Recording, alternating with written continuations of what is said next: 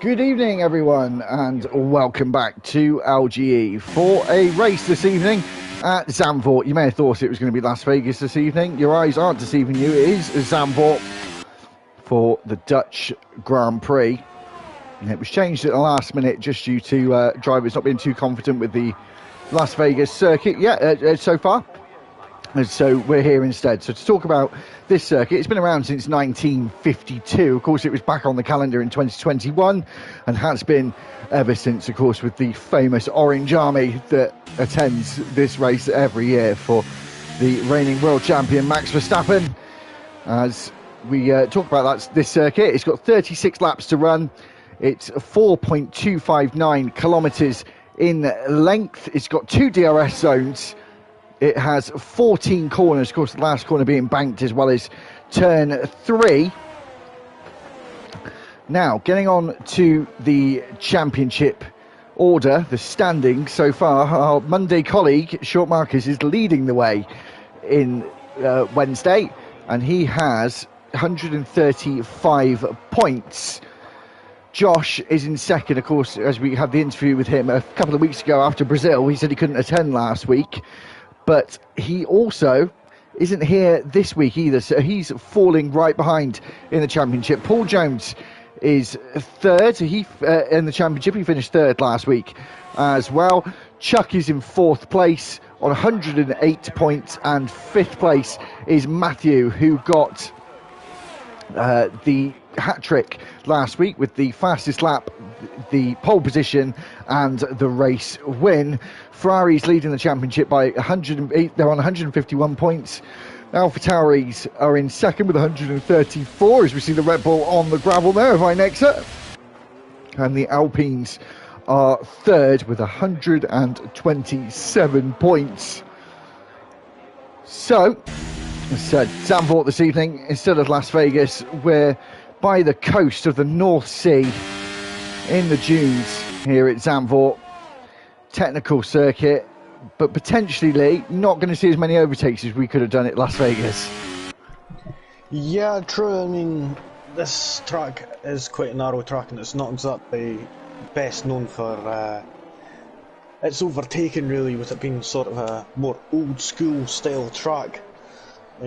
Like you said, being built like it was 70, 80 years ago, so it's like an old-fashioned track. Of course, it's always had its like renovations and that over the years, but still got that sort of the foundations, so to speak, of the old circuit. Yeah, but it's almost like a bit like a club circuit, really. It's quite a short one. You know, obviously, it's had a few alterations to be a Grade 1 circuit for Formula 1. But it's definitely one of the shorter ones, like Austria and Mexico's another one. Spain's now quite a short circuit as well, actually, just with all the chicanes being taken out and things. So there's definitely, I think there's a divide now with circuits. They're either quite short or they're quite long these days. Now, we've just seen Elegant, who's got the fastest lap time here, and he's crashed out. Clay the Monkey, I'm not sure if he's crashed out or not. Can't see that, but Robbo has as well, I think. The three of them are out, so we'll see you back in about 10 minutes' time, because there is literally no point talking about qualifying one, as if they all get a lap in, they're going to get through. Yeah, we could essentially just cruise on a set of softs and essentially just get it done. No intermediate championship this evening, but where's the soft championship? That's what I want to know. Where are the drivers coming out on the soft tyres? Has he done it? Prodigy 121.826. It's about half a second quicker than Chuckle on the softs.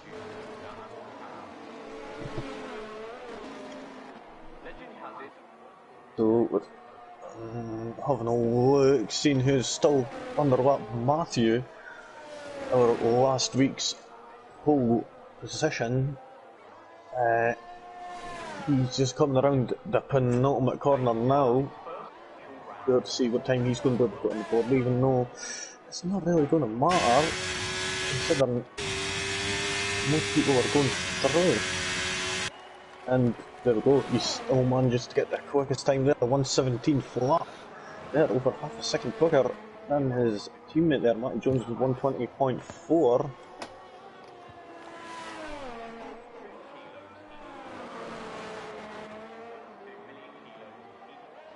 So yeah.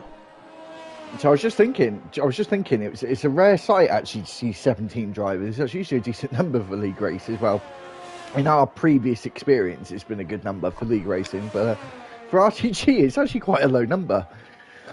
Yeah, I mean, usually it's either 19 or 20, but you know, some people are possibly away and not available right now.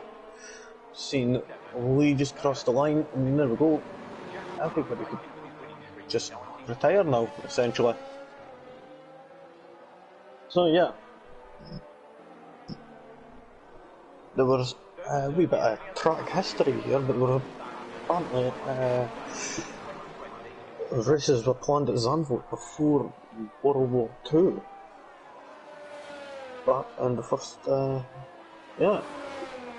So it's quite an interesting track with quite a bit of history, of course, with the track being constructed after the war using communications roads that were built by the occupying German army back in World War II. Fastest lap here, of course, 1:11.097, Lewis Hamilton. That surprises me. That was in his W12. Forget what year that is. No, yeah, W12 2021. 21. Well, I wouldn't doubt it would be last year's, to be honest. No, the W13 was not a good car. Unlucky for some. Is it the W13 this year or last year? It was last year, wasn't it? It's W14 this year, I think. As Ginger's saying, was it not meant to be Vegas tonight? I did say at the start of the stream, Ginge, they have been decided to change it due to drivers not being confident in using the Vegas circuit with their lack of setups, lack of knowledge of the circuit. So, yeah, admin's decided to change it to Zandvoort.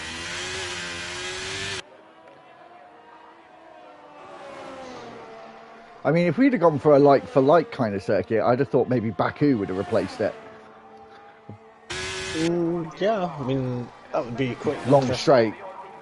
Yeah. But I'm not sure. I don't think we've had Baku actually in the Wednesday tier. So now everyone's set a lap. So me and Lee haven't really got anything to talk about now. There's nothing on the line for anyone now. The only thing drivers probably will do now is what I've just thought, so something I probably would have done, is not retire, because we don't know how long this rain is going to stay for, and just stay on that one set of intermediates and just get some laps under your belt, because this is now turned into sort of 7-minute free practice session now. Yeah, it essentially has. I mean, even if the rain doesn't lighten up, you could always just keep going out on them same set of tyres, just take it easy, just get some laps under your belt and that, yeah.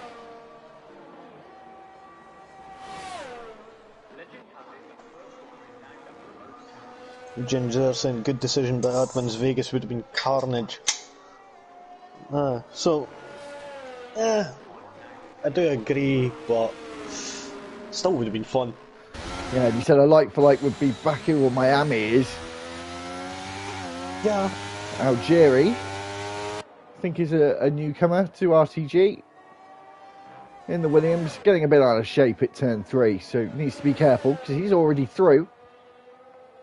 So, as I said, maybe want to get some extra laps under your belt, but you don't want to be pushing to the limit because you don't want to be crashing out in Q1 now when you're guaranteed a spot in that second part of qualifying. Oh yeah, certainly is. It's one of them things, like, do you risk it and go out and just get some practice and risk possibly spinning out and going into the wall, or do you just play it safe and just sit in the garage? You know, it's one of them. Is it worth it, really? Me, personally, I would say just go out, take it easy, and, well, if you've got the time to do some laps, then may as well. And of course, the other thing to point out, which Short Marcus has just pointed out in the comments, obviously, usually in dry conditions, we have the intermediate championship. Tonight it's the soft championship in these wet conditions, and two of the drivers, well, actually, I think it's more than two. Four of them. Four of the drivers have been able to get through into Q2 on a set of soft tyres. Unlikely to happen again this season. Oh, that's class. I'm not gonna lie. And I mean, it's smart as well, because they saved their, you don't get so many intermediates and wet tyres. I'm not sure how many you get. I think is it 3 of inters and 2 of wets?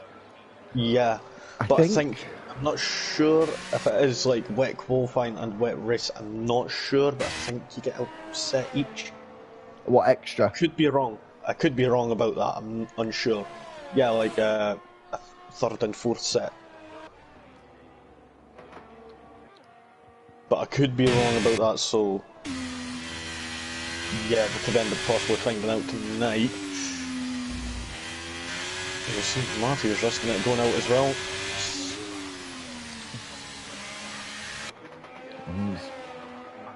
Does look like he's pushing. He went wide through a couple of the corners. Just beast in the wet on the soft, says Short Marcus.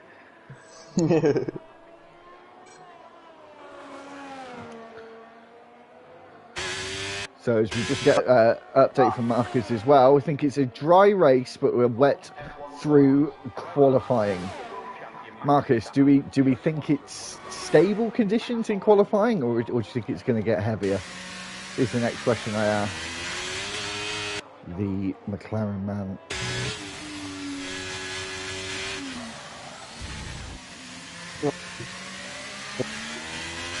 Much to do. Just like the rest of the pack, unless they're going out. So we've got 3 minutes left of this, and we'll be moving on to the next qualifying session, which will mean a lot more. Matty Jones is on a lap at the moment and gets right out of shape there as he came downhill into turn 7. And as he got onto the anchors at turn 8, he got the car sorted. As Short Marcus says, Matthew's crashed. Oh my days! Just past where Matty Jones was there. So the man that was on, the man that was on pole last week and got himself a hat trick last week has ended up in the barrier and will be starting 14th in this race. As we said earlier on, you didn't want to be pushing the limits too much because you had a guaranteed spot into Q2. He still has that spot, but he's not going to be able to get any higher than 14th. And also another thing to note as well was that there was only going to be 3 people being eliminated from the next session. Yeah, true. So it's going to be a bit easier for people to get into the third qualifying session now.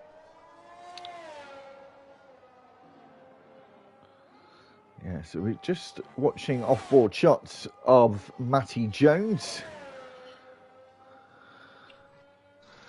Matthew says Cat put him off. What, on the circuit? Is it a part of the new patch? Patch. Yeah, I thought that. Part of the new paw. As Matty Jones makes his way around the hairpin of turn 10. And he's now on his way down that DRS straight, through the right-left chicane of 12 and 13, sorry, 11 and 12, and into turn 13, the penultimate corner now. And are we flat through turn 14 in these conditions? It looks like it sounds like it, as he dives into the pits.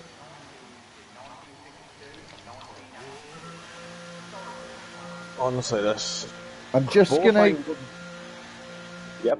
Sorry, I'm just gonna go and get a charger for my iPad, Lee. Give me a sec. Yep. No worries. Yeah, so one thing I will definitely say is this has been quite hectic and quite eventful. Qualifying 1, as we've seen, when is that, 4 people unfortunately put their car into the barrier, which isn't always a good thing. But Phil is risking it right now. He's just away across the line for one more final lap. He's currently sitting in 8th place with a 118.474. So, getting turn 1 nicely there.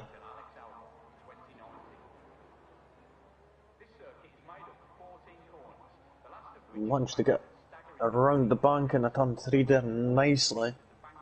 Turn 3 or turn 4, I always forget.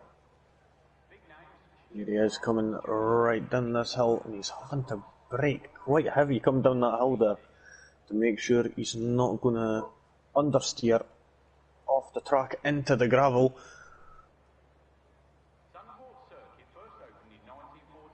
Coming into turn 10 now. He's going to have to be careful on the throttle and not do what Matty did and absolutely wreck it into the barrier. Now it says he's got a purple sector too. Let's see if he's going to be able to keep it going as he's coming through sector 3 now. He's just coming up to the penultimate corner now. Just misses that apex a little, and same on the exit. Here he is around the final corner now. And the DRS would be open now, but it's absolutely lashing it down. And that's a one. You got a third there, so that was nicely done from the Haas man there. Couldn't see exactly the time that he put in. It was a 117.5, nicely done from Phil there in the Haas.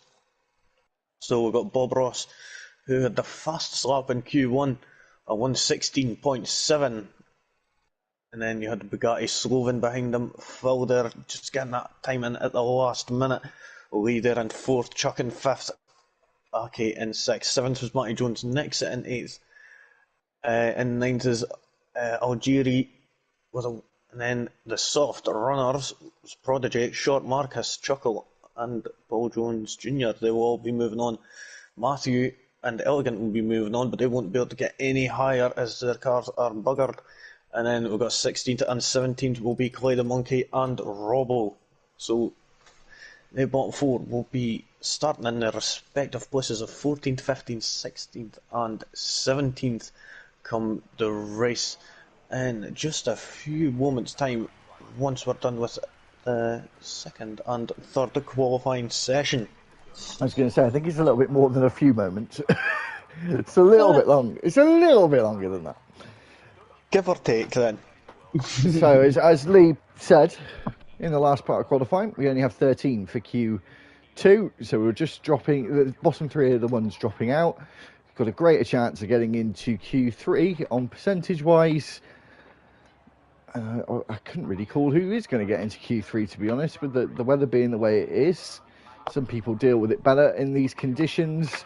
And if the race is dry as well, all of these drivers should have a dry setup on as well, which will make qualifying a little bit trickier.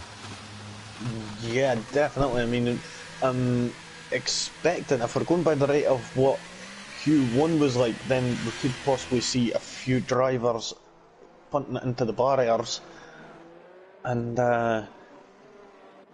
could possibly be smooth sailing for a few people out there tonight. Even though this is a permanent circuit, with the way the barriers are so close, it almost has the impression of more of a temporary street circuit, kind of a bit like the tighter version of Australia, in a sense. Even though I said it's a permanent circuit, so it isn't like Australia, but it's not a lot of margin for error. Well, that's the thing. This was actually back before World War II. There was actually the first street race here was on the 3rd of June 1939. So, quite a while back there. Yeah, we were saying that before the stream, and parked on my road yesterday, which I did take a couple of pictures of, was a 1936 Bugatti. It was sort of fire engine red, and it was about as long as a fire engine as well. It was an absolute brute. of a machine, and that would have been the kind of vehicle that would have been racing back in the late 30s. I'm gonna lie, I would love to see that engine though. See how massive that absolute mammoth of a thing would be. 6.5 litre V10, I think he said it was. Jeez. So it's very different from what engines we have in the middle. I wouldn't say in the back actually, they're more in the middle of the car. Of course, these 1.6 litre turbo hybrid engines still been able to produce around 1,000 horsepower, give or take. One thing I always think is quite mad to think about is how back when in the earlier days of Formula 1 is that it was actually the engine was at the front of the car, and it's quite interesting like how would it manoeuvre if like today's sort of Formula 1 cars would have the engine at the front. Yeah, it would be certainly weirder. It was until, I think the engine was at the front until about the late 50s, early 60s. I know the Cooper was the first team to have a mid-engine car. And then about 6 or 7 years after that, engineers and mechanics discovered aerodynamics. So you had some quite extraordinary wings put on cars in the first sort of era of aerodynamics in Formula 1. I missed that. Like seeing all the like old cars, like seeing like the Tyrrell, for instance, with its 4 like go-kart wheels on the front. Yeah, it was 6-wheel Tyrrell. And there was a few others like that as well. I know Williams had a prototype 6-wheeler, but they never raced it. Yeah, I think it was wheels. The 4 wheels were at the back though, compared to the front.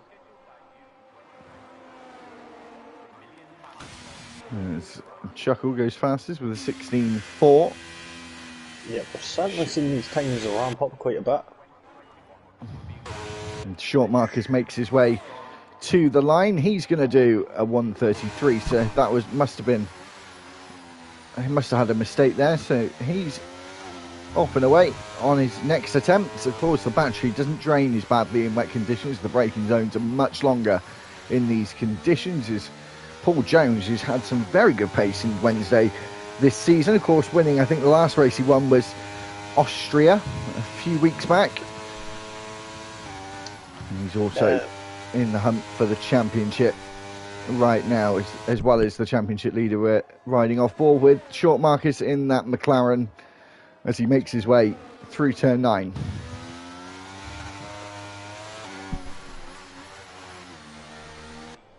Yep, let's see what Short Marcus is able to do. I mean, he didn't really put in a representative time. I'm not sure if that was draining a bit of fuel or error, possibly. But here he is, absolutely wheel spinning that out of 12 there. Coming around the final corner now, see Bugatti Slovan just ahead, just putting a 1:16.1. You see him just in the distance going around Looking turn like 1. a decent time from, sorry to cut you off, decent time, Short Marcus, 1:16.1 as well. I thought he was going to be into the 1:15s, and actually just looking at the lap delta. It was looking like it, yeah. It was looking like it. Seeing that lean out, he's just came around turn 10 there. Got a wee bit of, what's that, Alpha Tauri there. Goes over to the side nicely there as he comes into turn 11 and 12. Quite a tricky section to get right at, sometimes I would say. Coming into turn 13 and around this bank in the turn 14. And we'll see, will he have enough to be able to get it in the top 10 probably? Yep, he does. 160.9. Oh, wait, what? DRS enabled. So, spicy. The race director saying it's now dry enough for DRS to be enabled. That's going to give drivers maybe a good half a second to a second a lap time with the DRS open, but is it dry enough in terms of rubberly to go on the slick tyres? It doesn't really look like it yet, but I'm sure drivers are now going to wait 2 or 3 minutes and go back out again, where it's going to be at the point of being dry. But then you've got the question, do drivers just now wait to the very end of Q2 where the track is going to be at its very best, and we might see a car park in the final minute or so with drivers starting their final lap, because with the time on the board, not really enough time to do 2 laps. Not really. Like you said, we could see some people just obviously, like, maybe even putting in a couple of laps of fuel and going for a bit of longer run, and then hopefully by then the track would have dried up a bit with them doing a bit more consecutive laps. Oh, seen LGE there nearly spinning out coming out of turn 9. He's kind of struggling there in this track now. He's going to have to come in and get them intermediates off and get on a fresh set of softs. He makes his way through turn 12. He's got a McLaren up ahead of him. He hasn't got a lot of batteries, struggling through the penultimate corner, getting right on the curb, almost over track limit, but he's able to keep it within the white lines as he makes his way to the line. And he did go fast. He went 0.8 faster, but he didn't improve in position. Yeah, I think near the end there his battery was drained pretty much there, so he probably didn't get the boost that he was needing out of turn 14 there. But we're seeing Matty Jones and Chuck still waiting for the track to dry up a bit. They'll most likely be watching on board with some people there and trying to find out what the track is like.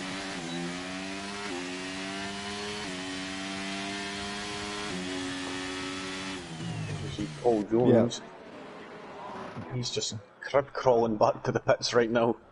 And we've got Inexa and Phil, who are going to be the Q2 guinea pigs in this first laps on the slick tyre. And Inexa is actually very, very close to the back of that Haas. It'll do him some favours down this start-finish, but in this first sector especially, it's potentially just going to cause some dirty air, offset him, as we've got a yellow flag in the final sector. That'll be someone low on fuel there. That'll be Algeria low on fuel there. We've seen just there Phil getting a bit out of shape in turn 1 there on the exit. So like you said, I'm not so there again, just at the bottom of turn 7 there. They're both seeming to struggle in the conditions right now. It's not an optimal temperature. The track is also still looking like a slightly damp surface, but Inexa certainly getting a good strong tow here. He's going to get it to the start-finish line as well. As they both get slightly out of shape there out of turn 12. Obviously still slightly treacherous there. You see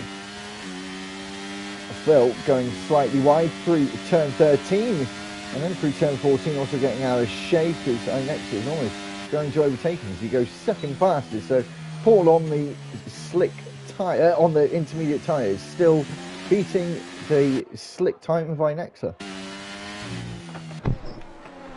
So it is going to show that the intermediates are still in there a little, but obviously they are going to have to go out again as the track is drying up every second. So of course, the other thing to note as well is the track hasn't dried up as quick because there's still a huge amount of cloud cover over the circuit. The sun hasn't come out, been able to obviously absorb the water off the circuit, so the cars are having to do the work of God, technically. Yep, they're having to be the sort of sweepers of the track. Of course, being on the being on the slick tyres and not on the intermediates, that's going to be harder as well because it's not going to disperse the water. Yeah, fair actually, that's a good point there. Now, see Chuck, he's finally came out of his box to set. By the looks of it, he's one and only lap. I think him and Matty Jones would rather have not risked it and putting a banker lap in the wet conditions with a dry setup. To be honest, kinda intelligent idea considering the results of Q1. I've like a good few drivers there struggling with the elements.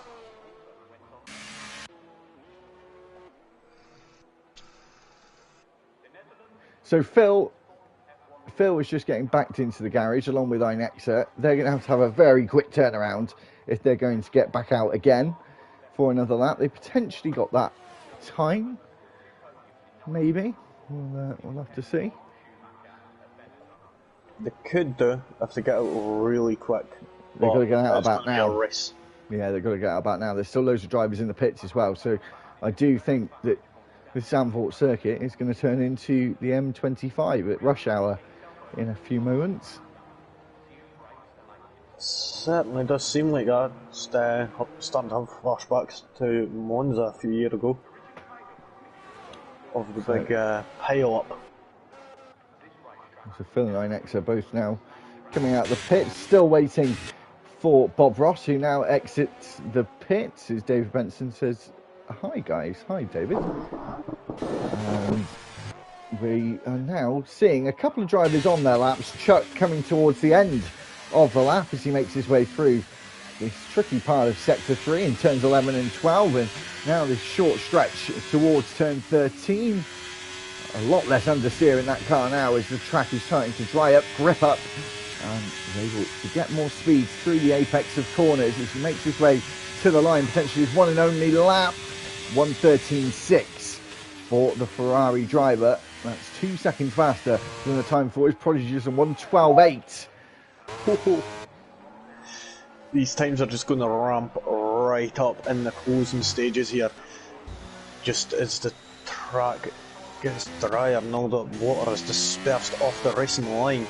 Matty Jones still to settle up. He's coming around turn 13 now, the penultimate corner, into the banking of turn 14. Absolutely pushing that Aston Martin to its limits, to the line. What time's he going to be able to put in a 1:13.4? It's good enough for third place for the time being. But then again, that could all change in just a few short moments. It certainly could. We've got Alpha Tauri. Sorry. Is Bugatti up next, is he? No, I don't No, think he just set one. Oh yeah, sorry, yeah, 1:12.8. Lee across the line, goes fourth, 1:13.406.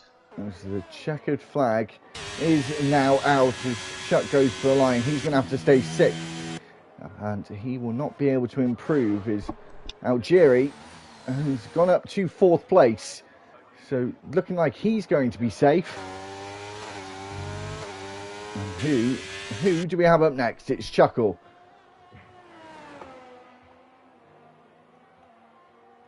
And after that, it's going to be Phil. Oh! Phil just gets a wee chink there coming out of turn 13 there. People there with a 1:12.2, absolutely smashes Prodigy's time there. Just goes to show you how quick this track is getting. Short mark 1:12.605. And where's Inexa going to come? He's already done a soft lap. He goes third fastest, so he's going to be through. Bob Ross goes top. And who have we got last? It's Aki. And he unfortunately stays 13th and is out of qualifying. So I think that's it, as Lee confirms that and drops Matty Jones down to 10th. So he got through by the skin of his teeth. The big shocker though, Lee, is Chuck's out in Q2. Yeah, it did appear that he went out onto the track just that little bit too early, and yeah, he wasn't able to get the grip required enough. So yeah, unfortunately he didn't manage to get through because of that. Seeing that them just getting wheeled into their garages now, Paul Jones and I think it was Alpha Tauri there.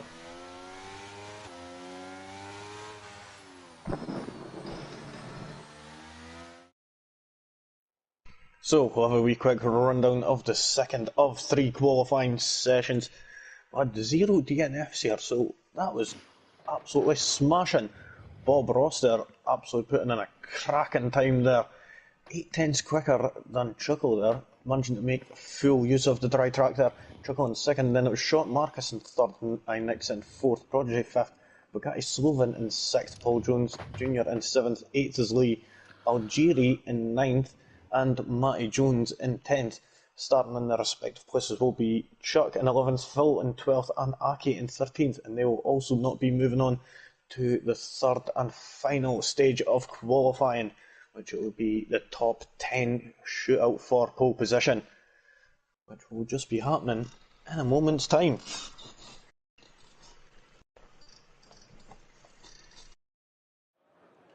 So it's looking like it's going to be dry from now on in this qualifying session.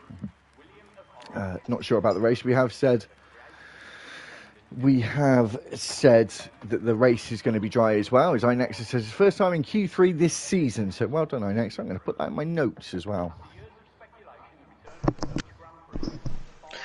Yep, so well done for him managing to get into Q3, and also that they were seen the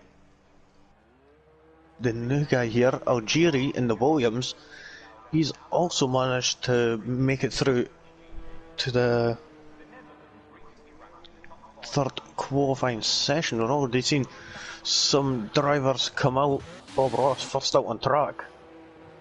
Yeah, well, as the track is dry, maybe drivers thinking with the short lap round here, they maybe can do 3 laps, and that's why they're getting on with it quickly. Of course, they're going to have the tyres to be able to do it as well, seeing as we've had wet conditions in Q1, part of Q2, so most drivers only use one set of soft tyres. And just in the comments a moment ago as well, Chuckle and Short Marcus were both on a used set of tyres in that Q2 session, of course, using them in Q1 in the wet conditions to get through into Q2. So it was an all or nothing lap, apparently, is what Short Marcus has said. And the who dares wins, as Del Boy would say, and they really did. Yep, so it was a bit lucky on their part to be able to get through. Luck, pure skill, my friend.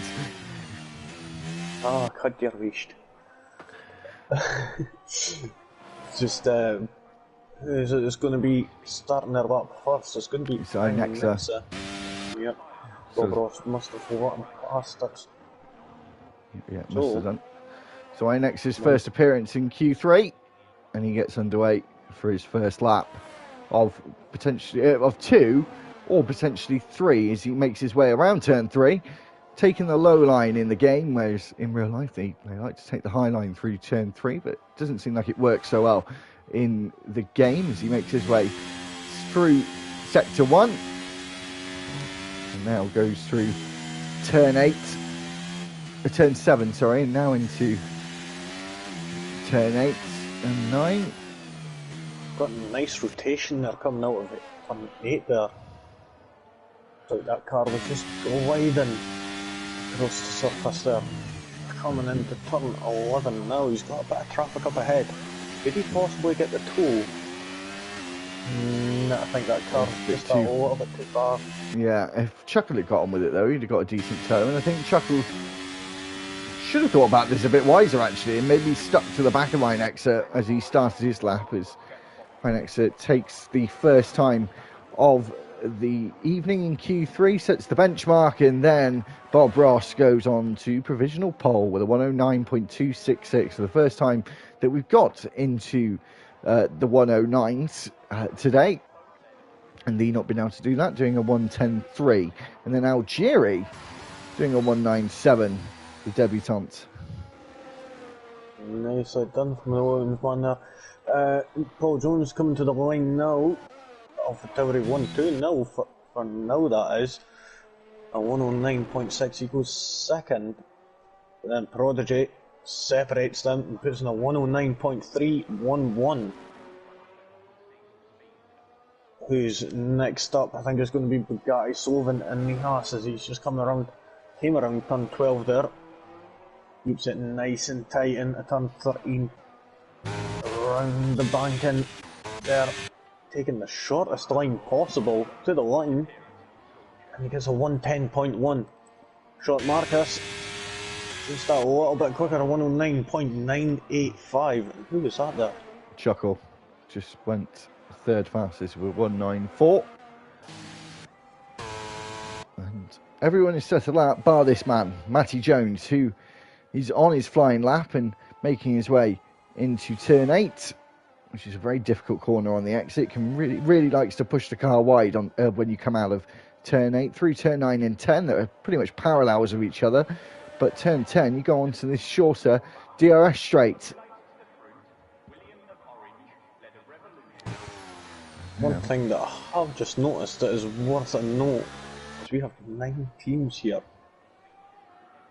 Yeah, we out do. of 10. So that is quite interesting. There's a good split evenly there. Matty Jones comes the 110.019 slots into 8th place.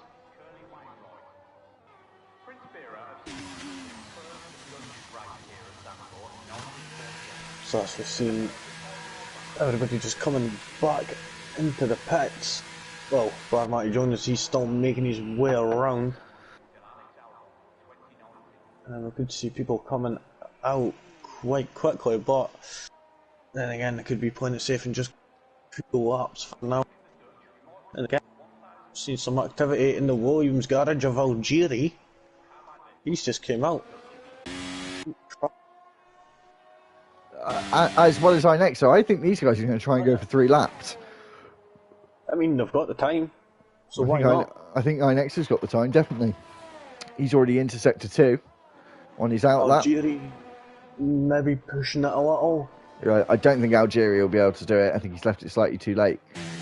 But if a track like this in Austria and Mexico, the ones with the short distance, short lap times, are on the tracks, you can give this a go by having 3 laps, but you do have to come out right at the start of Q3, and when you get back in, straight out again, and then straight out again for your final run at the end of the session. Of course, you only have to get to the line on your out lap to start the lap when the checker flag comes out. And as iNexa now goes on to his second lap with just over 5 minutes to go in the session, so he makes his way into turn 1, taking a slightly wider line there through the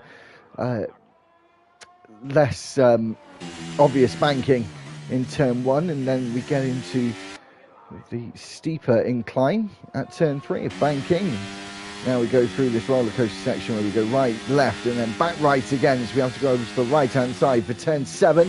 A little lift and then back hard on the throttle at the apex, and then into this difficult turn 8, one of the trickiest corners on the circuit, as he now goes through turn 9.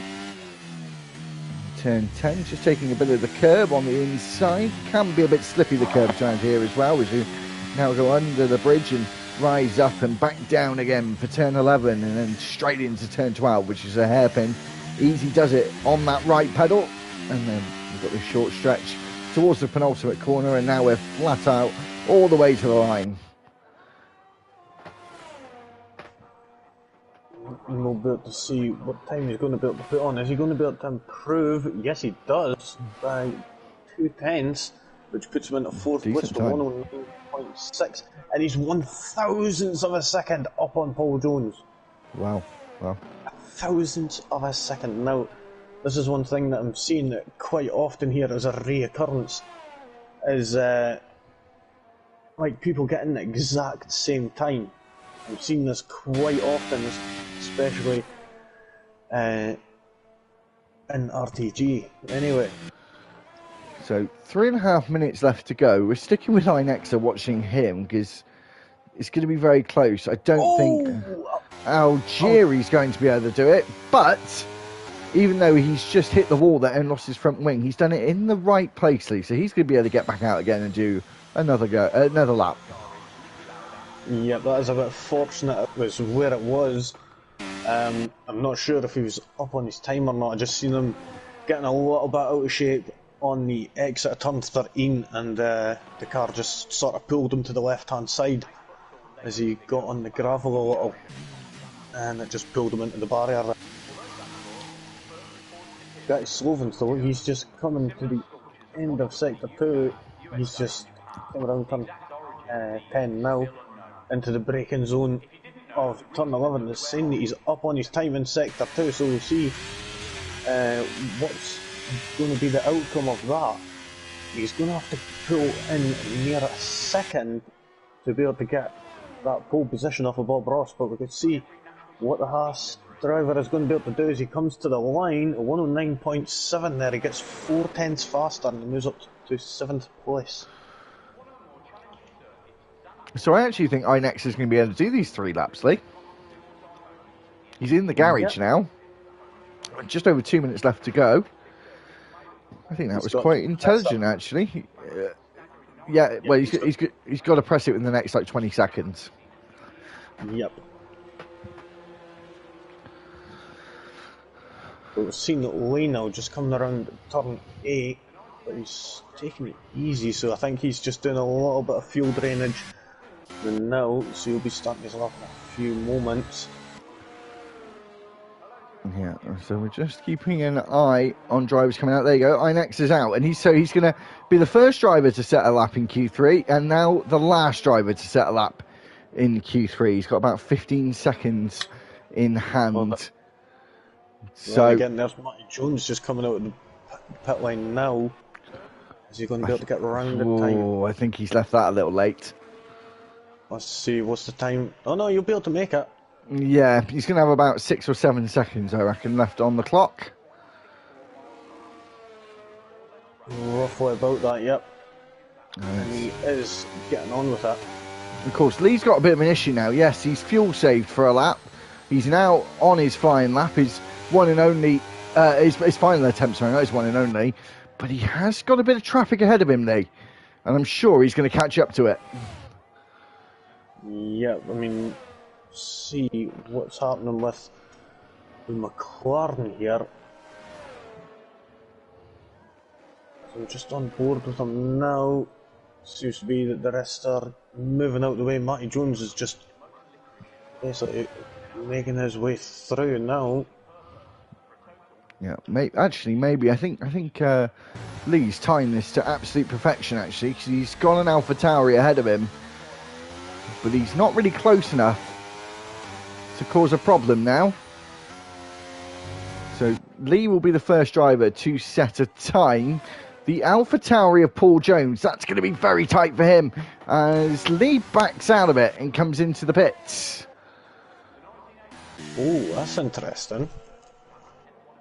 So who is up first? I think it's Prodigy, the man that's on the front row as it stands. He's up in his second sector.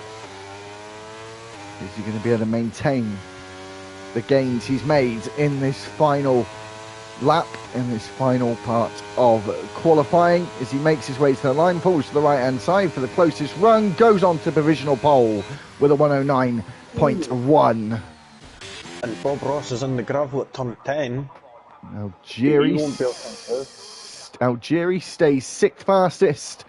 Who's up next? It is Chuckle, and he goes onto the front row, so close but yet so far.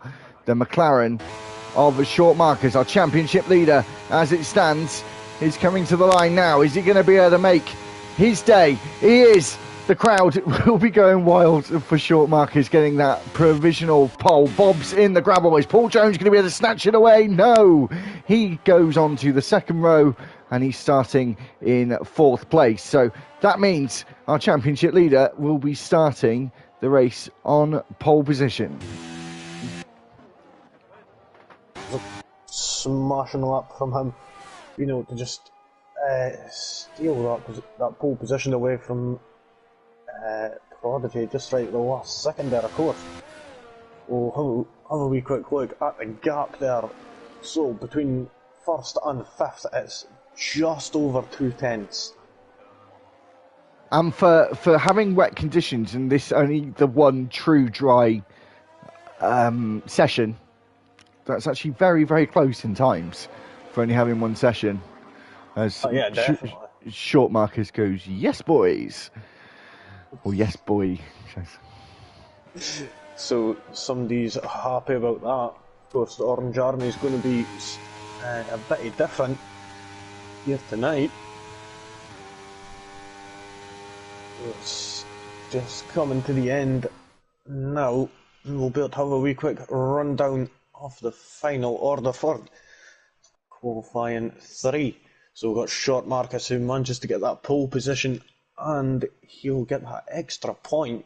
Also, Prodigy in second will be starting alongside him on the front row. Row 2 would be Chuckle and Paul Jones in 5th and 6th, then Bob Ross in 9th, then Algieri in 7th, Matty Jones in 8th, Bugatti Sloven in 9th, and Lee rounding out the top 10 there. So, moving on to the rest, and we'll have the rest of the drivers back with us, who were unfortunately eliminated in the previous 2 qualifying sessions.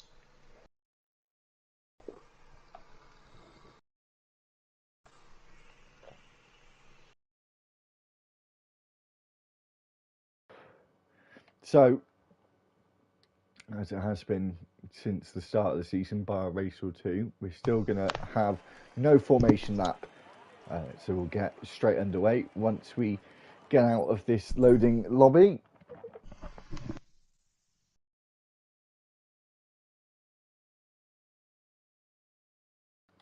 And we should also have about a minute until the start, as we have 30 seconds before the admin's ready up, and then we'll have another 30 seconds to wait, and we don't have the counter. So I've actually just put a timer on my phone just to keep track. Just looking at the strategies at the moment, Lee, drivers surely going to still have a fresh set of softs available, and it's looking like some of them are using them actually. Yep, most definitely. I mean, it would be quite a good strategy to be able to jump on the softs and hopefully make up some places at the start, and then just try and maintain that, get an early pit stop, and hopefully get some clean air and get that good undercut on the driver's head. But then again, you've got to be able to pull it off. So we should be getting going any second now. If it is usually a minute, it might be a bit longer, but we've had a minute now.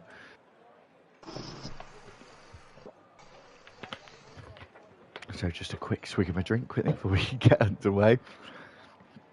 I've got to say, it's one thing that I do like about this league is to wait a few minutes, let everybody get their setups and whatever sorted, because I always hated that. Like when you see these people just ready up right away and you're like... Yeah.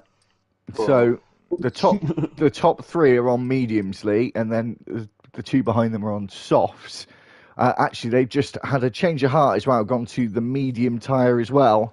So just to the right of our screen, Lee will be able to see it as well. You can actually see the cars lined up on the grid. The camera will pan over in a minute. It's a better camera than it was in F122. It used to have a horrible starting camera. Oh, that was absolutely dreadful. So we don't have that anymore, but we can't have formation laps at the minute because there's some bugs and some issues. So we're about to get underway now. We got 2, 3, 4, and 5 red lights. And we're away in the Wednesday tier for the Dutch Grand Prix. And Short Marcus struggling under traction now. And it looks like Prodigy is going to try and seize on that, go up the inside. But the outside line for the McLaren looking the better option as we make the way through turn 1. All clean and tidy now through turn 2 into the banking of turn 3, where we're seeing Matty Jones and that Mercedes going side by side. Is the high line going to work for that Mercedes? We've got a car in the wall, but that's Bugatti Sloven out of turn 3. Yellow flag. That could be a safety car. We've got full yellows. It's not a safety car, it's a virtual safety car. So we've just neutralised the race. Bugatti's still in the race, so he's going to be able to pit and replace parts that he needs to replace, if that is the case, and it is. It's his front wing that's missing, and so that's going to have to be sorted out. And I'm sure Short Marcus is probably slightly relieved that that's not a full safety car. Takes the pressure off a little bit. Yeah, it does. I mean, it'll still allow him the chance to just pull away, and I think it could be just a way to get going. Just a couple of corners, I think. So, seeing drivers, yeah, as you say, they're starting to go very slowly, so getting a lot of margin in the delta. So, when they do get the pre-warning they're about to get underway, they can put foot to the floor, and the ETA for the next arrival point shouldn't come up because we'll be going green again, which should happen in a moment. I'm just noticing that the leader is eager to get going. He's on the throttle hard. Is just waiting and waiting as we go into turn 3 where the VSC started. So we've had a lap now and we're back underway, and it looks like Short Marcus has got himself a really good getaway as well, and just trying to gain on. And LGE looking feisty there, trying to go and look right and left on the Alpha Tauri ahead of him as we go through turn 8. And now turn 9. Oh. And Matthews just went and lost part of his front wing, bumping into the back of Phil there coming into turn 9.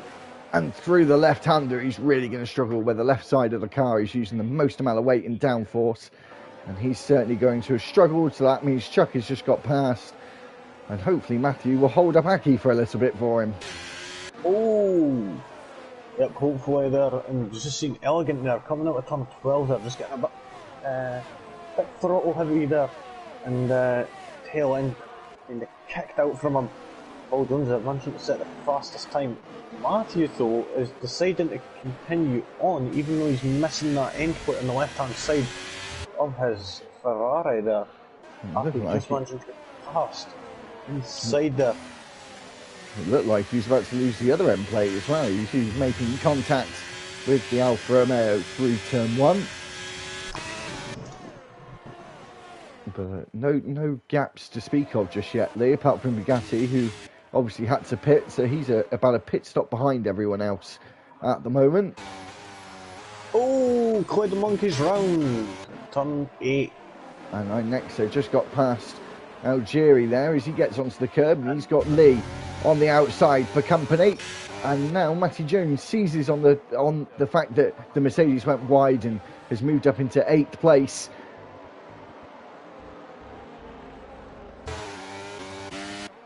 It's also created a bit of a gap as well, Lee, between 5th and 6th now, 2.5 seconds.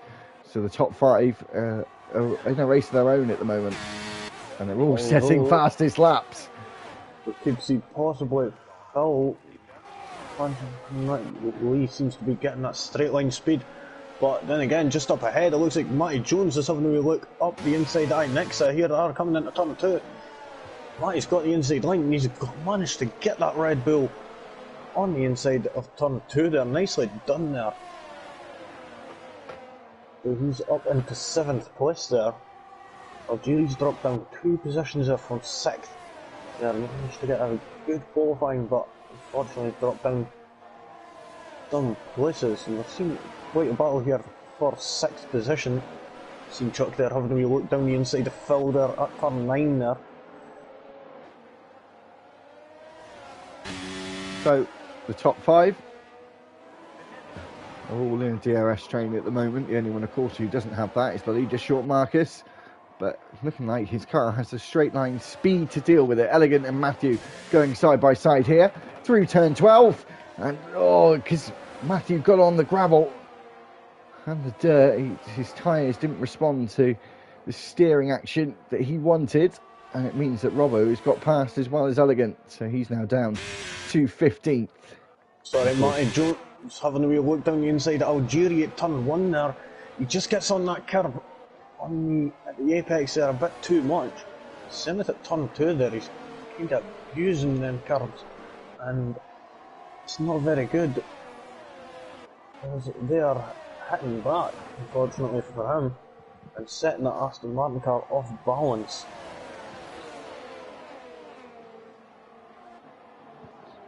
And whilst this fight for 6th is going on, the top 5 creating more and more of a gap as they're almost going out of sight now to 6th place and behind. And is Inexa going to have a pop here at Matthew Jones? Looks on the inside, brakes that slightly slightly later, but wasn't able to get alongside. May have an opportunity once we come out of turn 14, where the DRS is much earlier this year than it has been before, and Matty Jones getting a good exit, or maybe Algeria got a bad exit, and it also means that Algeria's under threat from my Nexa, who's looking up the inside. The man who got into Q3 for the first time this season is moving up into 7th place. But then again, Algeria's sending those. He's going back around the outside to turn 2 there. Nicely done there from Algeria there. And now he'll be looking at gaining that 6th place back, which is just ahead. But he's got a few cars behind him, all the way down to 13th here, all within a DRS train to 6th position. As Matthew has now decided to pit, gone on to the soft tyres. This is certainly going to be a 2-stop for him. Maybe hard. It's going to be hards or mediums at his next stop, that's for sure. Depends how long he can last on these tyres. But how long is Marcus going to be able to last against the 4 behind him, Lee? Under a lot of pressure at the moment. I'm surprised that Prodigy hasn't actually got into the lead, how close he's been following and getting the DRS right before turn 14, having it a lot longer than they used to. And now, yeah, using that momentum and slingshot past the McLaren and moves up into the lead. Nicely done there from Prodigy, making full use of that DRS there. And when you look further back, you've just seen Algeria from defending for that 6th position. He's actually drained his battery and he's wringing it out like it's a sponge.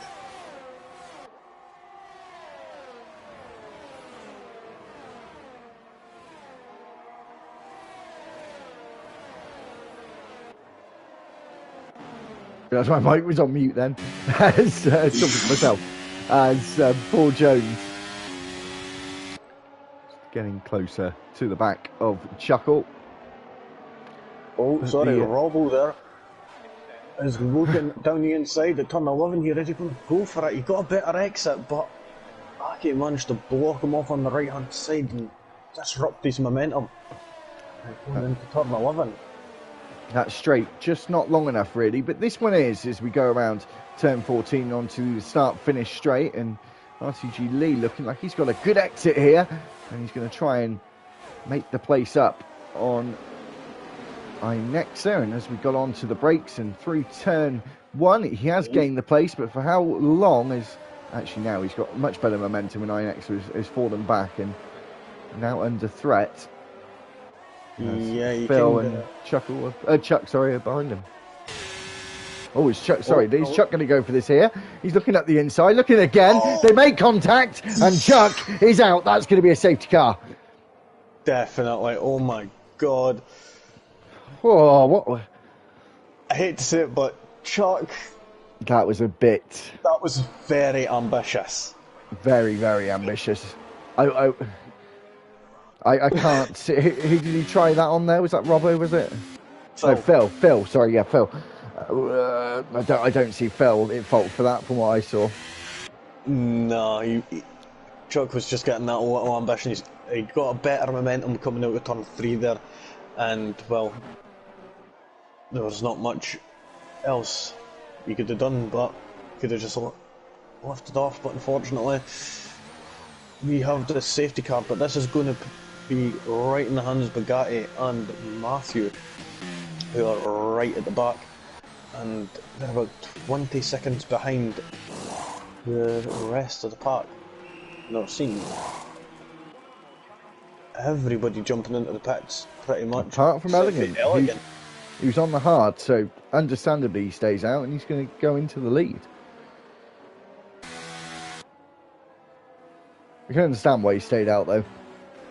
Yeah, I mean, possibly could get that advantage from doing only one stop if needed. I would say it's quite possible. It's a long way to go, isn't it? There's still a very, very long way to go. It would be about 24 laps on the hard. So I'm not sure they're going to be able to do that. I mean, if he takes care of them, and then with the aid of the safety car and the VSC. Sorry, I'm on about. I'm on about the drivers behind who've just pit for the hard tyres. I don't see them actually doing a one-stop here. I think it was a bit early for that. Oh yeah, definitely. It is a bit early for that. The medium's only doing 8 laps. I mean, they could box in a wee bit if there's a safety car again, possibly, and take advantage of that and get onto some fresher rubber and start belting them laps in. But until then, we're just going to have to grin and bear it for now. Of course, they're going to have to either push real hard to get another, to cover that pit stop sort of disadvantage of the pit lane.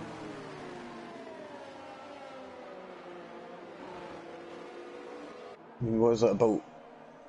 Well, what's it, 19 second, 18 second? Something like that, yeah. Yeah. It's not a very long pit lane here. No, it's not a very long pit lane here. It's not a Silverstone. No, Silverstone's arguably one of the worst. I hate that. It starts way too early.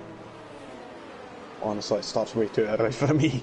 It does almost set it in stone that you want to do a one-stop at Silverstone unless there's a safety car. Yeah. Yep, definitely. Either that or you've got to be absolutely rapid.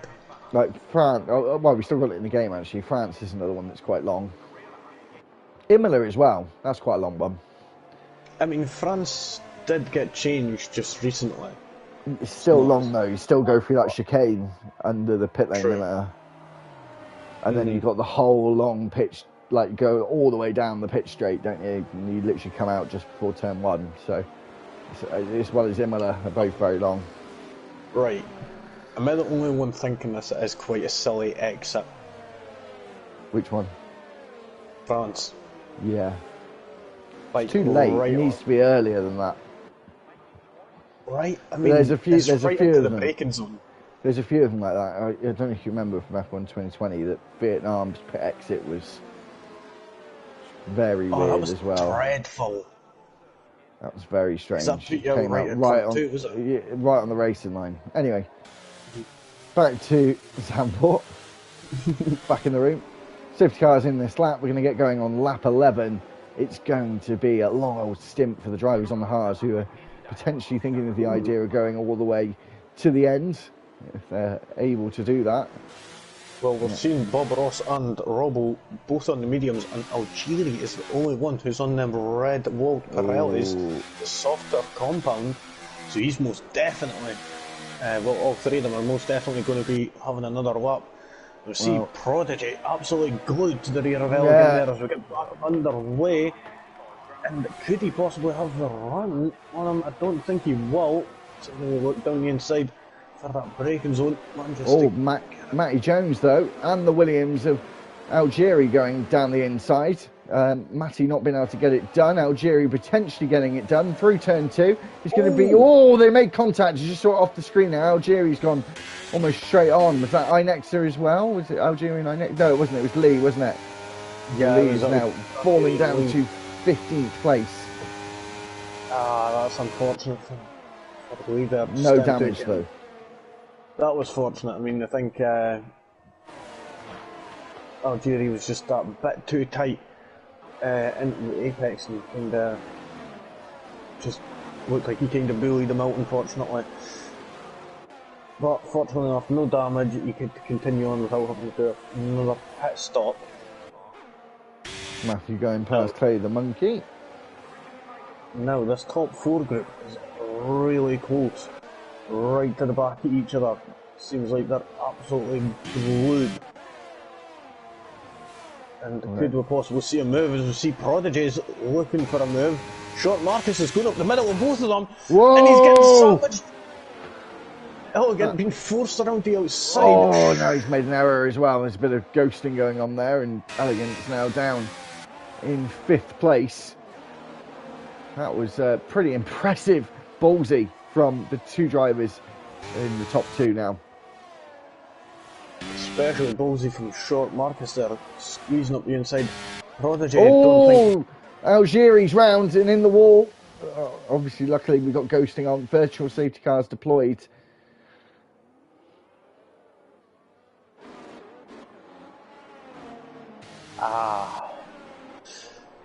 Let's see, has he got damage?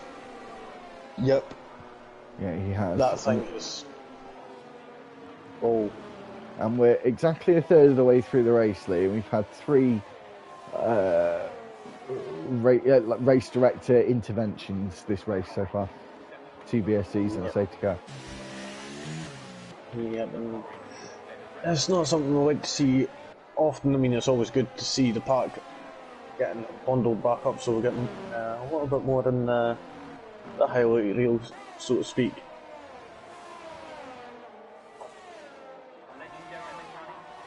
That was a brilliant cue, Lee, to talk about the fact that we've got new highlight videos out from last week. It's a different change of format. It's Moments of the Week is gone. The playlist is going to have to change its name. It probably will do for next season, but it's highlights of the week now. Put all 3 days into one video, and from next season we're going to have a few more uploads as well. You'll see and hear about that a bit later on in the year.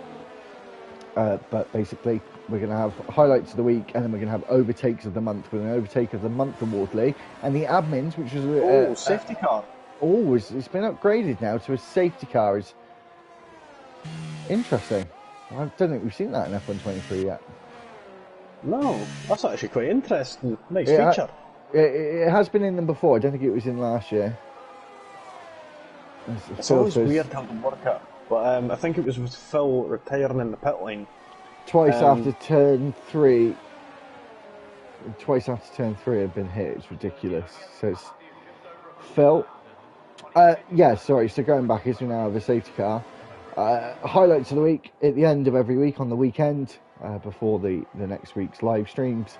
And then we'll have overtake of the month. And a suggestion I put in, it's being talked about, potentially, might be a bit gimmicky, Lee. Overtake of the month gets an extra point in the championship. Possibly.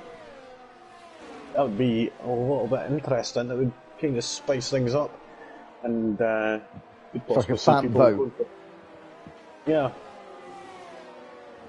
Yeah, it'd be interesting. I mean, we've seen some belters at overtakes up to now.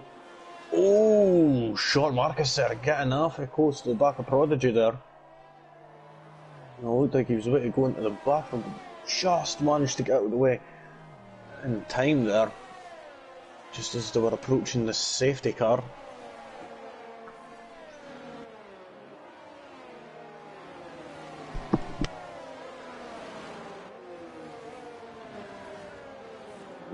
So, we're just waiting for 2 drivers to catch up to the back of the pack. We'll probably get going on lap 16. We'll have another lap under the safety car.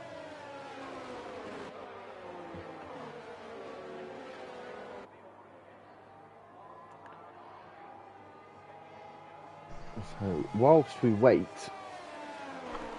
for that to happen, we've got another round at Qatar tomorrow, where it was Monday for the first time we raced at Qatar. It's going to be Thursday tomorrow's tier. We'll be racing again. Lee, of course, commentated on that. It was a good few weeks ago now. Yeah, I think it was round 4, I think? 2, 3, I think it was 3. Oh, yeah. I race in it, so I've had one perspective. Lee's had another. Lee's going to get a second take on commentating. It's my first time commentating on Qatar. What you remember of it, Lee? Was it a good race to commentate on? I mean, there was plenty of overtaking opportunities. I mean, for me, sometimes certain parts of the track do seem repetitive. Sometimes, like a couple of corners are quite similar to like ones earlier on in the lap. And it's a little disorientating, I found. Yeah, definitely. I think it's like it was like the 4th to final corner. I've seen a lot of overtaking around there. I think it was anyway. It was like a left hand, like sort of U-turn Yeah, I know which one. I think I know which one you mean. The runoff, there's quite a lot of runoff on the outside as well, and then there's a little straight in there before the 3 flat-out right-handers in qualifying. I've got to say, I love that section. Yeah, I know the third part isn't flat out. It's a tiny little lift. There's a tiny little lift in the next corner as well. But they're really all or nothing corners. Oh yeah, it reminds me a bit like Sector 1 of Saudi. Of the Jeddah. Going through that bit. But then again, a little bit. We're getting that information from race control that the safety car is going to be in this lap. And it's going to be Prodigy and the Aston Martin that's going to be getting this underway again. So we're just waiting for that safety car to absolutely book it back into the pits. And we know that when that safety car is going as fast as it can. Yeah, it doesn't go as fast as it can when it's got the drivers in a line, and Prodigy taking a risk and going quite early. He's not going to get entangled with the safety car, and he looks like he's got a bit of a gap to short Marcus. Chuckle, however, has timed it to perfection, not got close enough to make a move as Inexa he's got wing damage, and now he's into the pit lane. Elegant and Bob Ross are coming into a bit of contact here. Matty Jones managed to make up on that. There's a wee bit of contact and get up a place. And Bob Ross goes down 2 places. But then again, Bob Ross is having a look and he absolutely blitzes past Matty Jones there, coming out of turn 3. Absolutely done there. It's an absolute smashing run on them mediums. He'll be looking to gain as many places as he can, and there he is getting a little bit ambitious there, going into the turn 9, and descending it. Oh, see, Elegant there, being not so elegant, coming out of turn 10 there. Getting a little bit shaky on the throttle. And Bob Ross will be able to see that. He'll be able to know that he's able to put the pressure on him. See him going around to the outside of turn 14. He's trying it, and now he's got that outside line on the start-finish straight, and looks like he's going to have the momentum to be ahead on to the brakes. And as we've seen him get on the brakes, drivers behind on the brakes, Matthew and Aki are going side by side, and Matthew moving up into 9th place. Oh! Aki just went in, well, Clay Monkey drove into the back of Aki as he was braking for turn 3. So now Clay's got a broken front wing. It's the right end plate of that Mercedes in 11th. So he's going to have to box at some point. It's not going to be good as he's only on them 8-lap old hard compound tyres. Seen Elegant losing places, making contact with Robbo, just keeping it in a straight line there, and now under threat from the Ferrari, where he's trying to go super aggressive with him. Matthew trying to make his way around the outside. Oh, there was no space there from Elegant, none whatsoever. And Matthew's picked up a 3-second time penalty and lost that place. Elegant, harsh. Quite a bit aggressive there. He was entitled to be there, 100%. 100% was Matthew, as Aki now gets past. Oh, Clay, 5-second time penalty for speeding in the pit lane. And Clay with tyres as well, so we're down to 15 in this race. Oh, Elegant, what's he doing? He's rounded into the wall. I think he's got a little bit hot-headed, and as that's happened, Short Marcus has regained the lead, and we've got another VSC. The standard of racing in week 7 has not been up to par. And safety car. Elegant's been disqualified for parking in a dangerous place, of course. He must have been kind of stuck there. Unfortunately, so now we're at half race distance, and we've already had 2 VSCs be upgraded to safety cars and a VSC. Am I right? We've had 3 VSCs and 3 safety cars. This I thought it was 2 safety cars. No, this is the 3rd. Oh, Jesus. Oh, no, sorry. No, this is the third. This is the third safety car. First safety car, Elegant was leading. Oh yeah, I remember. Yep, so we're seeing people coming in for pits. They'll be coming in for the mediums now. Yeah, they will be able to go to the end. I'm sure they'll be able to do 18 laps as Lee stays out. Matthew's got a bit of wing damage there, just coming into the pits.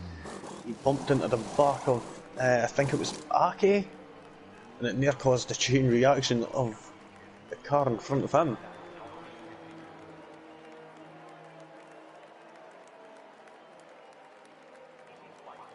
So Matthew not having the best of races here today.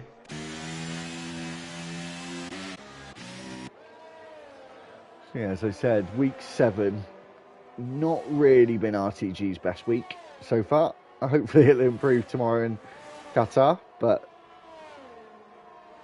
What was Monday's race? Australia. I was a part of that as well.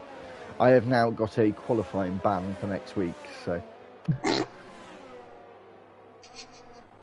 Yeah. So. Oh, we'll talk about it. Wow, no, the first. No, we'll talk about it now. It's fine. It's fine. Okay. We'll talk about it now. I'm okay to talk about it. I was an idiot on Monday. I got in the way of Chuckle. Didn't even realise he was on a lap. I was sort of like daydreaming around on my out lap. And he hit the back of me. Ah. And then I didn't even realise I got reported because I'm so not used to being reported in RTG. Actually, I never get involved in incidents really. I just didn't realise I got reported, so I didn't. Oh no, sorry, I couldn't do my footage anyway because a power cut, so my footage wouldn't have saved anyway. Haven't even checked. Streaming, sure. Yeah, but I was recording, as I do for when I league race. Amount of times I've done it where I've just quit out of the game after I'm done. Yeah, I hate that when it's saved and I've been reported and I'm like, oh, yeah, I know. But anyway, it's one of those things. And I hit Prof. I think it was slightly harsh. I literally just tapped him, and he just went around because he was sort of going into the corner already. So obviously that extra momentum just spun him round. But then someone else, I'm not sure who it was, absolutely cannonballed at turn 3. Obviously thought they were a game of bowling, not a race. Doing a Max Verstappen, so to speak. Have you seen him in that sim race recently? Yep. And he took the guy out. That's what I'm meaning. Yeah. I thought you would be. I was just clarifying. Yeah, I seen that. I was like, huh? I would have expected a bit more class from a world champion. So a two-time world champion, so double the class. Yeah. Double the class. Still didn't really rate him as a driver. Tell 2021 Lee that. Oh no, that was... You ken the reason that was. I was fed up with Mercedes dominance. But anyway, we've had the message from race control to tell we could get back underway. Lee is on them 11-lap-old compound tyres. And he's got Bugatti Sloven on them 7-lap-old mediums just behind him. Sticking quite close to the safety car.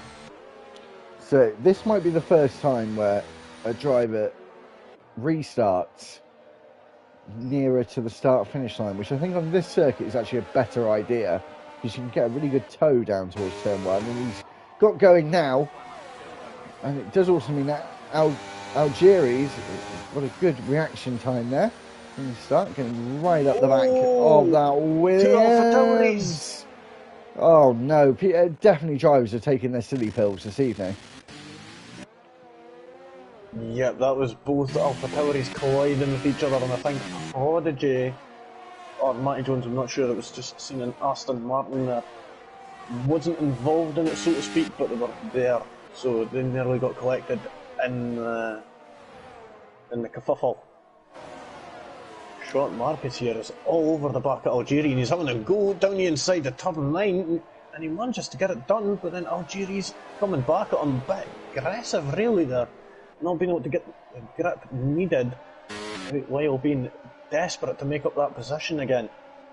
As we also see Robbo and Matty Jones going side by side, with Robbo having to break late as he was on the outside, and he's made it work as well. He's got that moving, made it stick. And his short marker's now going to go for it as well. Bugatti trying to defend on the outside. Usually quite a good line to go for when going side by side at turn one. Well, wait a minute to see Prodigy and Algeri battling out there. And Algeri's keeps getting out of shape. Yeah, and Chuckle's just gone into the back of him as well as we go through the S section towards turn 7. More contact being made there as Lee now loses the place to Prodigy.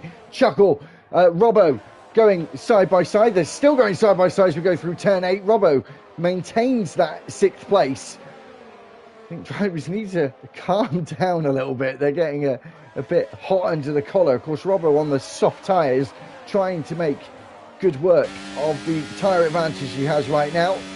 As he looks to the inside, a bit too far back though to try it. Is Bugatti now out of shape as they go round turn 12. And Chuckle and Robbo now going side by side as Robbo has the inside line, and again now maintains 5th place as he gained the place on Bugatti, spinning at turn 11 as we go on to lap 23, and the DRS is enabled. Chuckle trying to go past Robbo here as he tries to make his way around the outside.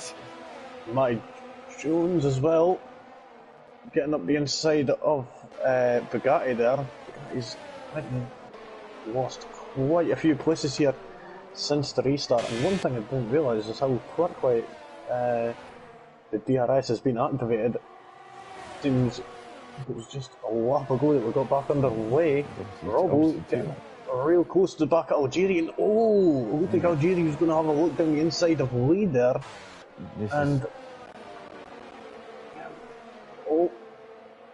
See Robbo and Algeri coming into contact again. We see Robbo trying to keep as far away from that Williams as possible as they come into turn 11 here into the braking zone. He's going to have to be careful as he makes a shift out. Yeah, Algeri again. He did that before. He's done it again.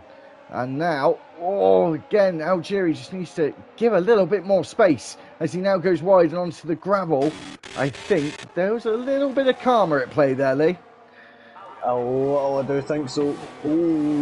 Thought Algeri was about to go try and move over. And he's just went right into the back of Bugatti's Sullivan there. I think Algeri is going to be calling it a day there. Yeah. It's not been the best performance. Again, Matty Jones and Matthew are battling out. Matthew losing that place. That was nicely done around the outside of turn 3 there from Matty Jones there. Really nice from him. He's now right on the rear of Chuckle as well. So Chuckle in a spot of bother. Both Alfa Romeos really in a spot of bother. The top 2 now within 5/10 of each other, whereas a lap ago, Short Marcus had already gained over a second. But of course, Prodigy has been able to claw that back as Aki goes around the outside at turn 11. And now is up into 4th place and on the hunt of that Red Bull of Robbo.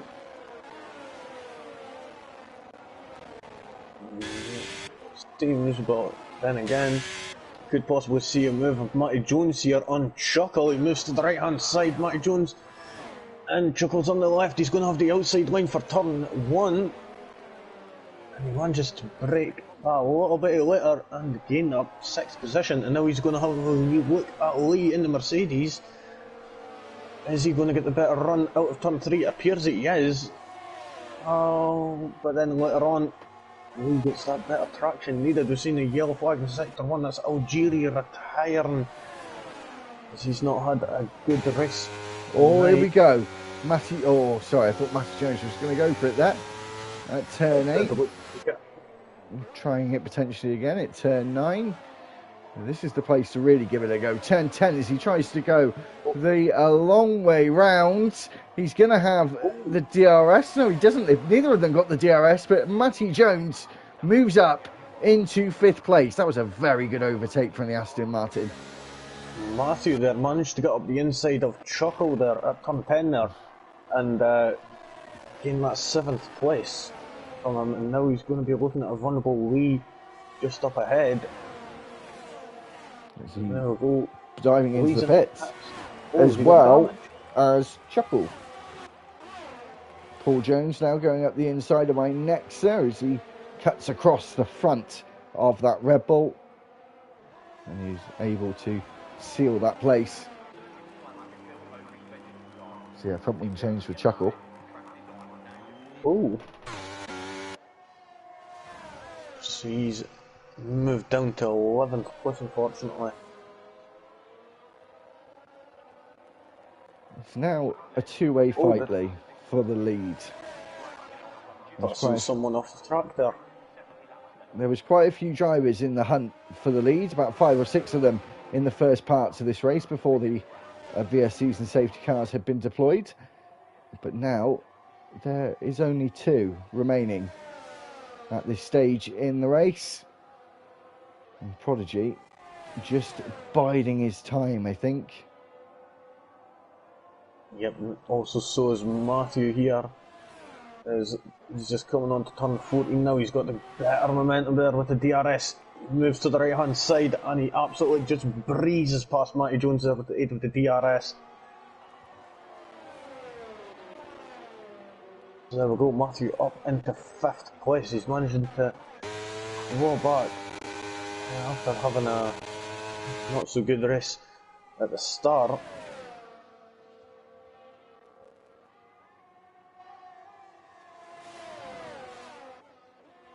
Closest battle on track at the moment is the fight for the lead. Yep, and it does look like Prodigy. Now, but I would say it would be the best idea for turn 1. I think he is just moving to the inside so he doesn't get that slipstream at the very most.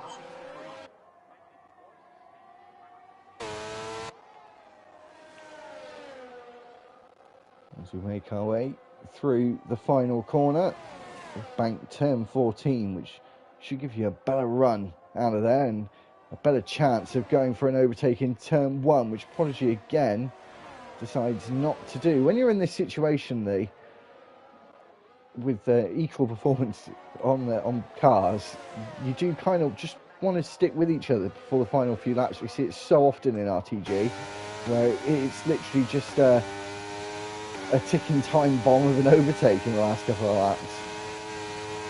Yeah, I mean, I've seen it quite often.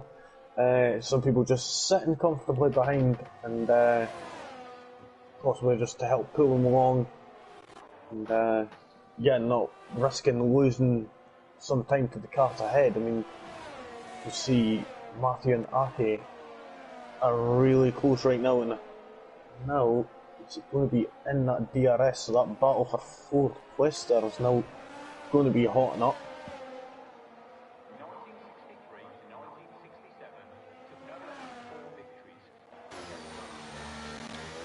So if we go back to the front as they're making their way through the final corner again, I'm sure we'll see a carbon copy of the lap before, but actually Short Marcus going a bit more defensive. I always think as well, Lee, is this a bit of a risk to do this and not try to take the lead and maybe get a bit of a gap, bit of breathing space, because it does look like Prodigy's the faster car at the moment. It does appear like that, but then again, Marcus still has that battery. I mean, Prodigy's got his as well. So almost identical, actually, I think. Actually identical, 43 on both. They two have got the exact same amount of battery left.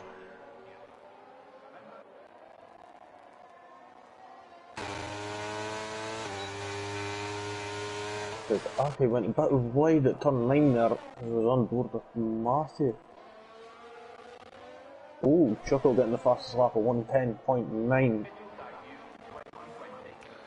trying to catch up as best he can. As you said, Matthew now closed that gap. The gap at the front closing as well, though. And the Prodigy this time thinks, oh, wow, I've got a good enough run this time, so I might as well go for it.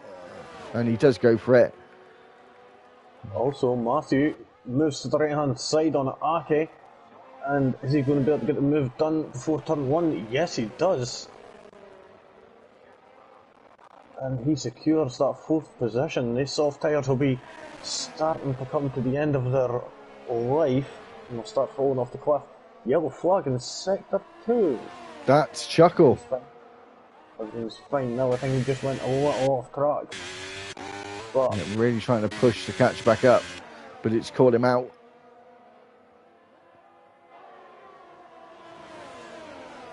Yep, so these soft tyres will be starting to come off cliff now. But will Robo's tyres be able to hold out another 6 laps on medium tyres of Matthew, who's just 4 seconds behind? Well, Aki's also on the soft tyre as well. Yeah, true. I mean, he's got Matty Jones just right behind him, and Matty's able to see that rear light flashing away on the back of that Alfa Romeo, sorry. And now he's going for it. He moves to the right-hand side, and he's got the advantage. But then again, Aki's makes a little bit of contact there. Now, Aki's just managed to get in front for turn 2 there. Nice defending there from the Alfa Romeo driver. And to keep that 5th position, but of course that battling is allowing Matthew in the Ferrari to pull away, and now Aki's not going to have that DRS next lap around.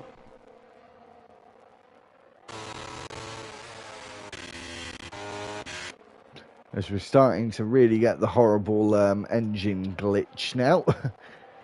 I've always had it for about 10 laps. Oh, I've had it a little bit, but not too bad. Anyhow, we'll get on with it, old boy. As we go through turn 13 with.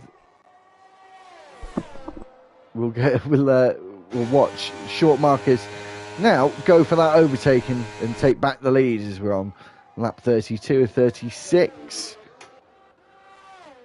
Just seen Matty Jones there. It looked like he could have had that advantage with the DRS. Oh, he's going to go for it though. Oh, certainly is, and goes up the inside. And yeah, there's Paul Jones having a wee look also. Certainly is going to have the inside for turn 2. A little bit of contact. He's on the high end of that banking. Oh, is he going to get traction? Oh, that was a great move. Nicely done. That was amazing. Great overtake there, managing to make full use and get right alongside of the battle of Matty Jones and Aki there. And get up a position. Aki loses 2 positions in that battle. Well, if we're going to do overtakes in the month in August, I think that could be one on the list, mate. Most definitely. See, Prodigy still right close to the back of that McLaren. These two, I think, now are going to be changing places pretty much every lap till the end, until one of them comes out on top. As Prodigy's now going to have to try and go the long way round, but I think he would rather just stick behind and not get too close for comfort, as they've just lapped Chuckle. But then again, Robbo's managing to gain on them. He's yeah. About a second on them. He's on 14 laps soft tyres, though. That's what I'm saying. If these so two surely they should fall off quickly. Yeah, I mean, he has managed to get a bit of a window between him and Matthew. So 5.6 seconds, which is quite fortunate for him. But if things stay the way they are, Robbo has came up from the back of the grid again, third, from 17th on the grid, and I've got to say that's quite well done from him. And now he's getting that gap down quite a bit now. He is, yeah. Quicker. Yeah. Well, as you were talking about, Lee, this is about that time of the evening where we should start talking about driver of the day, and you may already have the answer for me. I would say either Robbo or Matthew, as we see Paul Jones Jr. managing to get past Matty Jones there. So from great overtake to another overtake, now he's up into 5th position, and he will certainly be chasing down Matthew in that Ferrari. Just up And he's ahead. also got a time penalty as well, so he doesn't even have to get it on the road. So keep an eye on the top two. But yeah, I would definitely say either Robbo or Matthew deserves the driver of the day. Of course, Matthew not having the best of races, but still managing to come back from all the fuffle that's happened.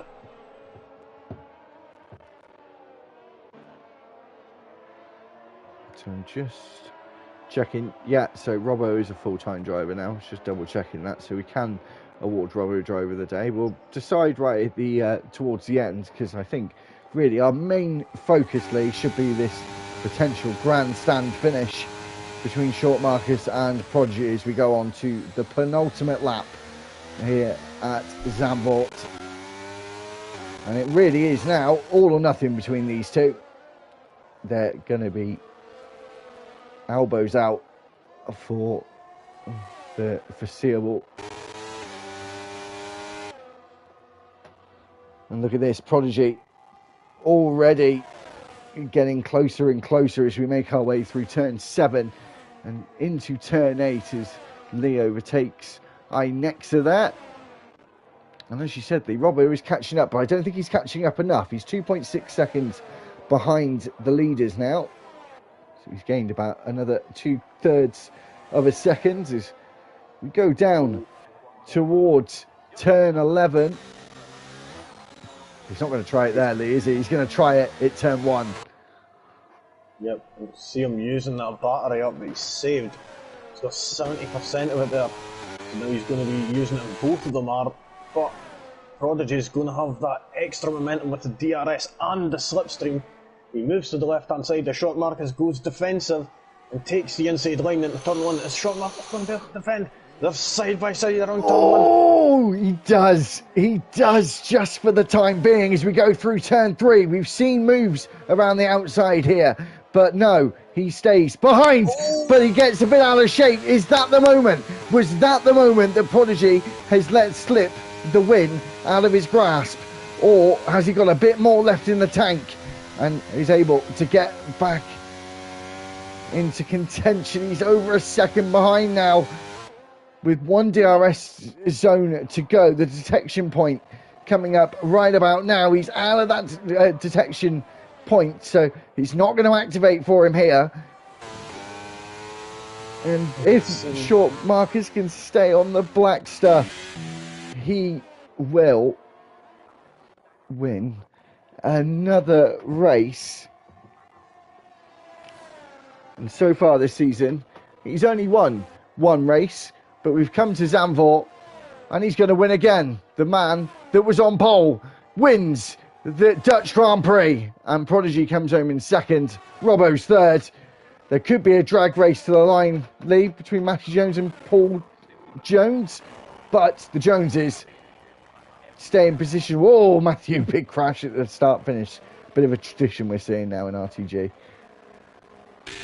Yep, we've seen the guy Solon just coming around the final corner now. Lee has got a 5-second time penalty, so he's going to drop back to 10th place. As you see there, that just happened there.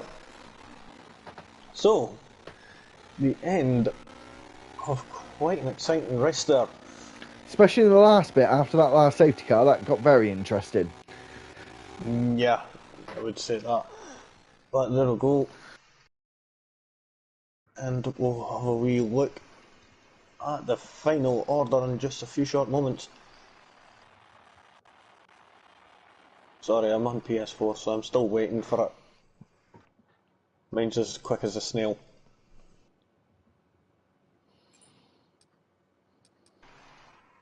So here we go, the finishing order of the Dutch Grand Prix here. We've got Short Marcus, who gets nearly maximum points. Unfortunately, Chuckle stealing that fastest lap away from him. Prodigy came home in second. Robbo managing to do a smashing race and gain 14 places to gain that last step on the podium there. Nicely done from him. Paul Jones in fourth. Matty Jones in fifth. Sixth was Matthew. Ake was in seventh. Bugatti Sloven in eighth. Ninth was Inix. Lee was 10th. And Chuckle was in 11th. And a lap down. All the drivers who did not finish was Algieri, Bob Ross, Elegant, Clay the Monkey, Phil and Chuck.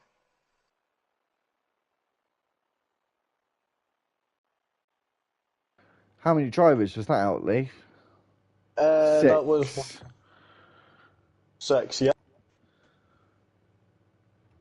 There we go, we've got one of the just joined us. And there's Prodigy, there's Roblin. So just make sure, chaps, before any of you speak, to make sure that your audio is set to share to everyone in the party settings. Yeah, I think I did it last night, yeah. Okay. On Monday night. Brill. So just wait a second. We got Robbo in as well, or is it just you two at the minute? I don't know, he's never been in a party with us, so I don't know whether he has a headset or anything. Okay. If you tagged him in the Discord. I'm just about to. Actually, he might. Would you mind doing that, Lee, actually? Oh, yeah. Thank you. Oh, there we go, cut the phone off charge now.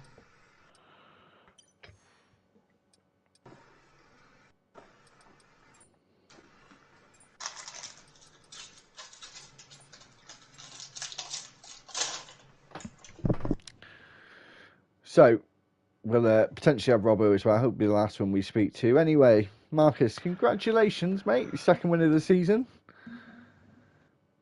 Thank you very much. Is it? Yeah, I think one Brazil.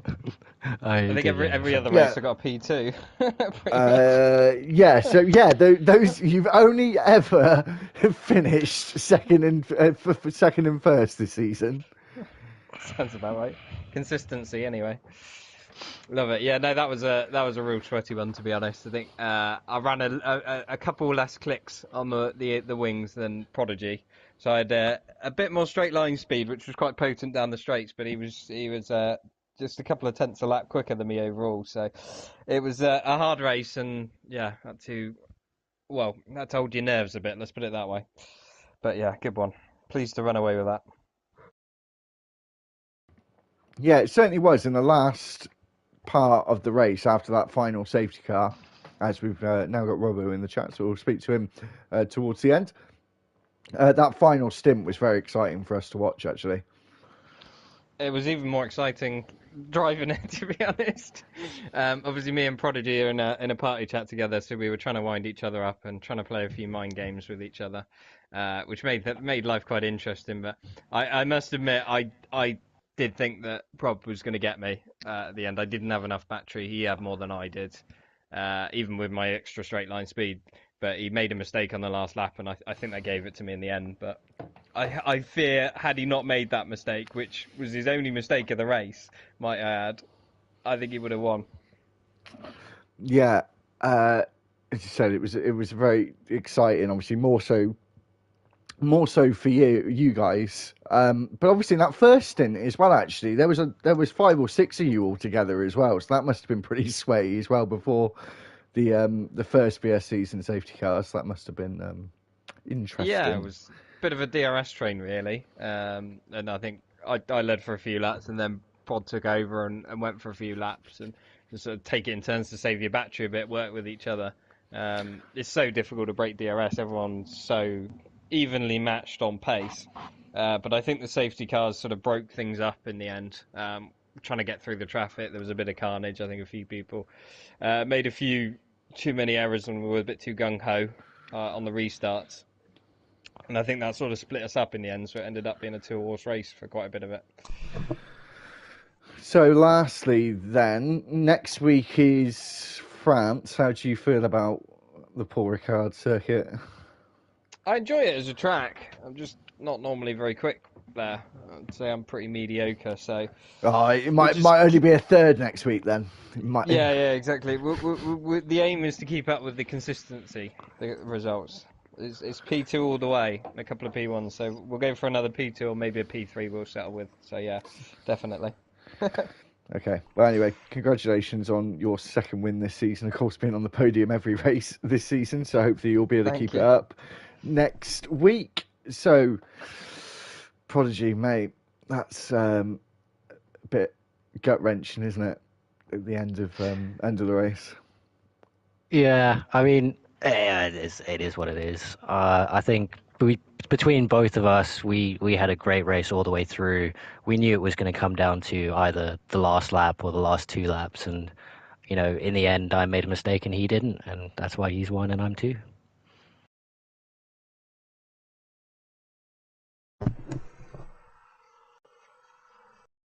And I think his mic is on mute. I think we've lost Oh. him. There No, we go. sorry. My headset's still a bit dodgy. Need to fix it. Oh, It was about 16 laps before the end of the safety car, wasn't it? After the last safety car, it was about 16 laps to the end, wasn't it? Something Yeah, like that. roughly. Yeah, we were debating whether softs or mediums would be better, and I think between us we both agreed softs would be. You just wouldn't have the lap time at the end, so we went mediums as Aston Martins, and then obviously everyone kind of followed suit except for one or two stragglers that went softs. But yeah, I mean, I was saving battery. We both were saving battery all the way to the last two laps, and then I think even after my mistake, I still had about 30%, whereas Marcus only had about 15 or so. So I think it would have been very close up to the line. But yeah, it's a bit, Bit gutting. sucks. But, Yeah, yeah, is what it is. it is what it is. What it is. But anyway, where are you in the so? I'm not in the championship fight. I'm you're way down off in of it. Yeah, you're down in 15th. But it's your first I haven't podium done this enough season, races.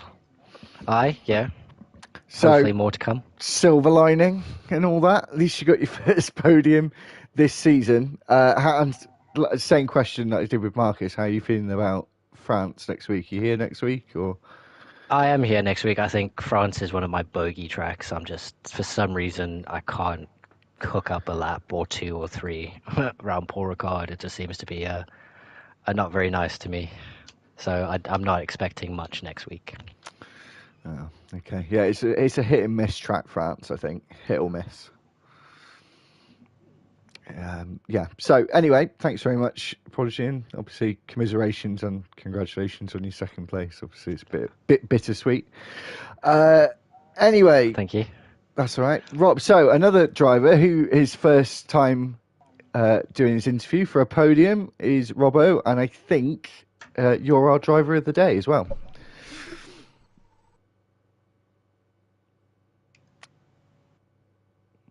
Is Robbo there? I was really tempted to put on a silly voice.